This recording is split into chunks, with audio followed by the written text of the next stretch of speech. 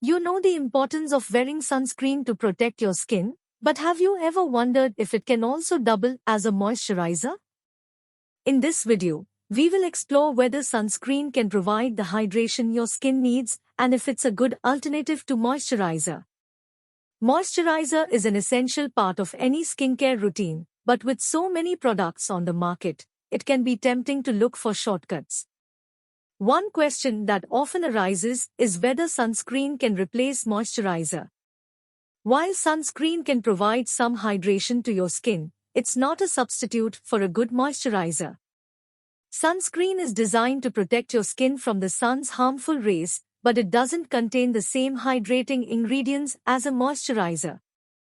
Using sunscreen as a moisturizer can also cause your skin to feel greasy and clogged, especially if you're applying it several times throughout the day.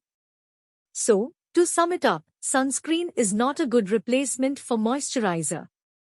While it can provide some hydration to your skin, it's important to use a separate moisturizer to ensure your skin stays hydrated and healthy. Remember, taking care of your skin requires a consistent and well-rounded approach. Use both sunscreen and moisturizer daily to protect your skin from sun damage and keep it looking and feeling its best.